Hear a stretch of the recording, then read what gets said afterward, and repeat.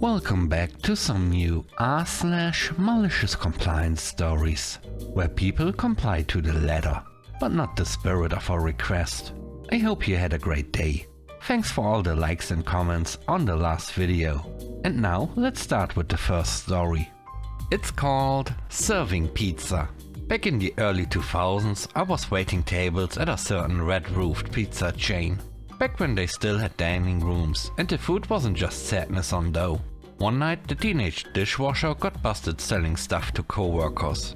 The newly promoted manager, barely older than the dishwasher himself, fired him on the spot.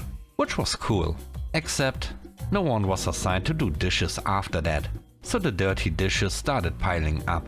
Eventually, bus tubs were being stacked on the floor. Real classy. I head back to drop off some plates, turn around and snap. My food gets locked between two tubs on the floor. I twist my knee, fall and immediately hear a crunch. Pain. Lots of it. I try to stand. Can't put weight on it. Manager sees me and goes, "You still have to serve. You're the only waiter. If you stop, you are fired." So I comply, maliciously. I hop from the kitchen window to every table. Want food. Serving pizza. Every customer sees me limping around and asks what happened. I tell them. Let's just say they weren't thrilled. One even confronted the manager. Eventually I got tired of doing a one-legged Olympic pizza relay and called my girlfriend to come get me. As I'm hobbling out, the manager hits me with, "You better get a doctor's note." "You got it, boss." Went straight to the emergency room. Torn meniscus, ACL damage. So I lawyered up. Fast forward about 18 months and the company settles with me for $10,000. First thing I do with that check, I throw the biggest pizza party imaginable at that same restaurant. Guess who was working that night? Same manager. The look he gave me could have curdled cheese, but I just smiled, tipped well and enjoyed every slice. The next story is called Log Everything. I've worked at an accounting firm for 6 years. For the first 5, I maintained a shared spreadsheet where I logged every notable interaction with clients. Easy to use, everyone had access. Just search and there's the info. It worked, flawlessly. If my manager, let's call her Sarah, needed an update on an account, she'd just call me. I'd give her the info directly or point her to the spreadsheet. Then, in year 5, I made the mistake of not attending optional social events. I have social anxiety, was off my medication, and the optional events were more like Hunger Games meets Mean Girls. Apparently, that didn't sit well with Sarah. Suddenly, my trusty spreadsheet was too intricate and time-consuming, and I was required to duplicate every log entry directly into the accounting system. Which, by the way, once like it's powered by Steam and anxiety. It crashes, it's slow, but Sarah insisted. Easier for her. I pushed back, politely. I asked why, after 5 years, this was now a problem. She had no real answer, besides, "I've always preferred it this way." Cool, great, love that for me. So I started logging everything in both places. The spreadsheet for my own sanity and the accounting system for Sarah's convenience. Guess what? She never checked the system. Still called me. Still asked for updates I'd already written twice. Then I noticed my coworkers weren't being held to the same standard. Just me. Whenever Sarah was in a mood, she'd suddenly remember how to check the system, call me up and chew me out for not logging every single interaction. Even though I had. Even though she never actually read them. Then came the final straw.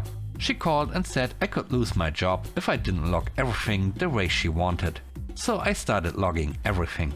Every thanks, every okay, every will do, every CC, BCC, typo, emoji. If it came from a client or was even adjacent to them, it went in the system. Paragraphs, screenshots, full transcripts, all of it. My spreadsheet became my own personal shorthand only I could read. Sarah had to sift through mountains of emails just to find the one line she cared about. Took forever. Productivity dipped. But hey, I was doing exactly what she asked. I also started forgetting things when she called and insisted she read the notes. Oh, I'm sure it's all there. Just check the system. Then came the piece de resistance. Sarah scheduled a weekly one-on-one meeting with me to go over account updates, aka so she didn't have to read her own required logging method. When the first meeting rolled around, she came prepared with a list of every question she had on my clients. Probably reeks of pent-up pettiness, but I was ready. I shared my screen and pulled up the first account. Notes tab open. Oh, here's what I logged. I read it, word for word. No paraphrasing, no shortcuts. Next account? Same. Screen share, notes tab, dramatic reading of my own logged interaction. Sarah's smugness melted off her face like butter on a hot car hood. Meeting ends. She doesn't even say goodbye. Next day, an email to the whole team. Subject: urgent. Notes update. Due to site issues, we will be returning to individual records instead of logging directly on the accounting system. Thanks for your cooperation. I'm still leaving the company later this year. But the memory of Sarah realizing her power trip cost her 6 months of swimming through an ocean of useless client notes. Chef's kiss. The third story is called Doctor's Note. I once had a manager who suddenly decided that everyone needed a doctor's note after a sick day. Not to confirm we were sick, mind you. His logic was that the note should confirm we were well enough to return to work. Total power move. Everyone knew it was just his way of being difficult with people who dared take a sick day. You know, during flu season. In an office, with no paid sick leave. So, naturally, the next time I took a sick day, I came in the day after, and he immediately asked for my doctor's note. I said, sure thing, packed up my things and headed for the door. He looked confused. Where are you going? Oh, I replied. Since I don't have a doctor's note confirming I'm well enough to be here, and you've made it clear that's a requirement, I'm heading out to get one. Cue the deer in headlights stare. I calmly explained that my doctor was in another town, and it could take up to 2 weeks to get an appointment. Both true, by the way. And I'd keep him posted once I managed to get in. Suddenly, I seemed totally fine to him. Oh, no need for that. You seem okay. Forget the note. And just like that, poof, the doctor's note policy was never mentioned again. Not to me, not to anyone else. We all kept taking our sick days, and the only thing that got cured was his need to micromanage them. The last story is called Ambulance Speed. Years ago I worked for a private ambulance company that had the contract for 911 emergency transport in our county. The way it worked was simple.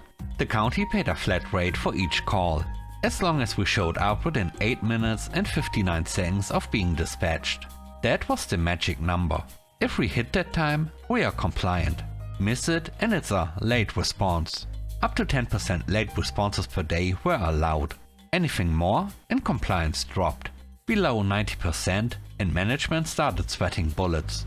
Now here's where it gets sketchy. Management was solely responsible for reporting compliance. No audits, no oversight. And what do you know? They loved using delay codes, aka exemptions, for everything. Traffic, construction, maybe a butterfly flapped its wing near the station, exemption. The response never happened as far as the report was concerned. Of course, none of that mattered, if we actually had the staff and units to handle the calls, right? Not when cutting costs made shareholders happy. We routinely ran at level 0, meaning no ambulances are available. That's not hyperbole. There were literally no units free when new calls came in. And still, management demanded we hit our times. Just push it. Speed a little. Use cruise control to override the limiter. Blow that light. There's no one around. Red lights are optional, right? They coached us on how to bend the law. One supervisor even bragged about his favorite tricks. We were exhausted, unsafe, and stressed beyond belief. We burned out. We complained to the union. We raised alarms with the county. Nothing changed. Then came the contract renewal period. Management wanted everything to look perfect. They needed their next 4 years locked in. The pressure to hit numbers was worse than ever. So we complied. Maliciously. We drove safe. We stopped at every stop sign. We obeyed every traffic law. No more speed runs. No more stunts. No more favors.